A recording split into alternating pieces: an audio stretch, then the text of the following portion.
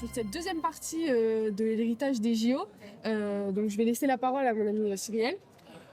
Oui, effectivement, on reçoit Lucas Didier ainsi que Nicolas Rouquier dans un contexte d'athlète qui a participé aux JO, mais également d'un inspecteur de PS qui, lui, applique l'héritage des JO à l'échelle de l'éducation nationale.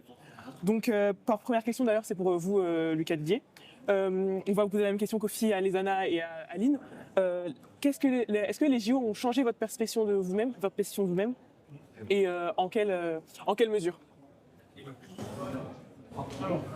Ça a changé, forcément. Quand on regarde l'expérience des jeux, on retient, c'est qu'on est rentré dans une salle, il y a 20 personnes, je fais peut-être avant du sport, il y a 20 personnes dans la salle normale. Je suis rentré dans une salle, il y avait 7000 personnes. Il y avait 7000 personnes, que je regardais dans les gradins, je voyais quelqu'un qui tient la tête en droit. Je le regarde, il me regarde, je ne connais pas, est-ce que c'est moi, est-ce que c'est lui, on se regarde. Que des scènes comme ça. Puis vraiment, rentrer dans cette salle, c'est une personne qui t'encourage, forcément ça change. Ça change quoi, je ne sais pas. Mais ça fait grandir. Et en fait, c'est tellement indestructible. Pourquoi? Parce que c'est une réponse possible. Oui, parce que Aline et Lézana nous ont décrit une certaine ferveur nationale.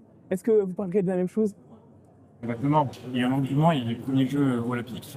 Les gens se sont dit, en fait, on avait quelques réserves, on critiquait un peu. En fait, on s'est rendu compte que les Jeux, c'était vraiment magique. Donc, il y a la seconde édition, il est pas. Les gens, ils sont encore plus intéressés, ils sont venus voir. Ils sont allés voir, ils sont supportés les Français. On a vu la série d'ouverture qu'on a vue.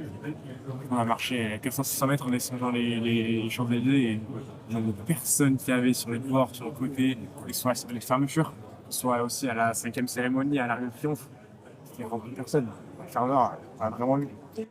Là, je m'adresse à monsieur Rouquier, Oui. qui, je pense que vous avez vécu les JO en spectateur, un peu comme nous.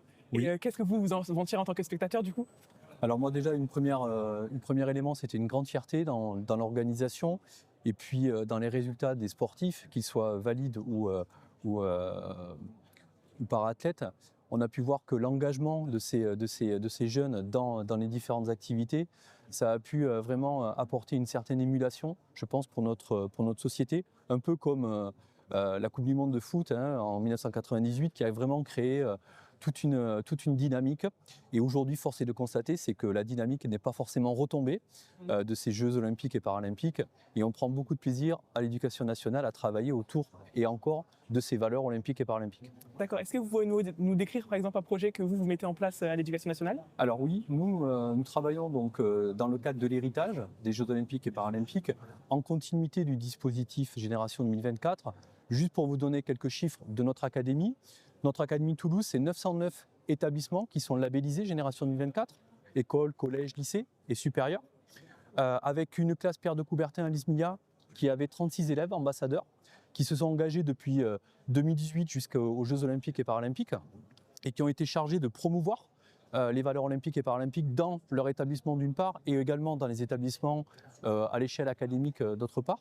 Et puis pour répondre plus précisément à votre question, aujourd'hui on travaille avec le groupe de pilotage académique et un groupe de travail sur le volet héritage.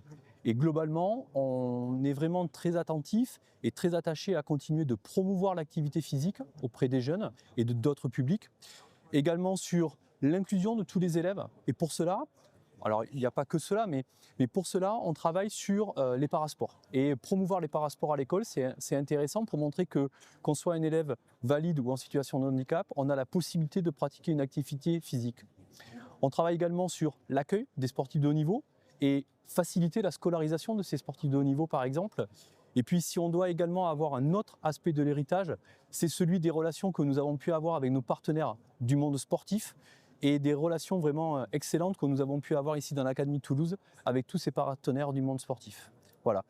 Et si vous le voulez, je peux également vous citer un exemple d'héritage, c'est celui de l'école Pierre Mendès France ici à Ramonville, qui, dans le cadre de ma classe au jeu, s'est engagé dans ce programme avec un volet inclusif, puisque dans l'école, ils accueillent des élèves valides et en situation de handicap. Et on a pu voir que maintenant, au travers d'une dynamique de groupe et d'une dynamique de classe, il y a une réelle plus-value sur les apprentissages scolaires pour ces élèves-là, puisque donc, dans l'école, comme je disais, il y a des élèves valides et invalides qui ont travaillé ensemble. Mais du coup, là, vous nous parlez énormément d'inclusion par rapport aux Jeux paralympiques. Oui. Et c'était une de nos questions, c'est une question qu'on se posait, c'est est-ce que les Jeux para, particulièrement en France, ça ouvre des portes comment vous le ressentez de vos deux points de vue ça ouvre des portes sur la question de l'inclusion en France, dans le sport et dans d'autres domaines. Comment est-ce que vous le ressentez? Ça a ouvert des portes. Forcément, pour les Jeux para, c'est quelque chose, même para, c'est quelque chose qui n'est pas du tout médiatisé. Qui avait déjà entendu parler, je sais pas, de Boccia, de Cécifou, de Marathon de table avant les Jeux. Donc, je ne suis pas pris au courant de tout ce qu'il y a eu après, mais je l'ai fait de pendant, d'avoir vu les sports paralympiques, d'avoir vu les associations de handicap faire du sport. Forcément, c'est le départ, forcément, les gens peuvent changer l'esprit. Qu'est-ce que vous en pensez, vous? Alors, l'école accueille tous les élèves, hein, qu'ils soient en situation de handicap ou pas. Et notre objectif, en tout cas dans le cadre du groupe de pilotage, c'est de promouvoir l'inclusion de tous les élèves et montrer que l'activité physique, sous certaines conditions, est possible. Et donc, nous concernant, le regard des élèves en situation de handicap, cela fait très longtemps qu'on le travaille et qu'on le met en avant, puisqu'on a de très beaux résultats sur ce volet inclusif. D'accord. Et vous, Lucas, on va vous poser la même question qu'aux beacheuses précédemment. Maintenant que vous avez fait les JO, quel est votre objectif? Qu'est-ce que vous essayez, vous continuez? Vous voulez faire quoi après? Bonne question. Moi, 3 mois avant les Jeux, je ne t'ai même pas qualifié. 3 ans avant, je voulais arrêter les de table. Et là, je mets l'argent. Donc honnêtement, ça fait plaisir.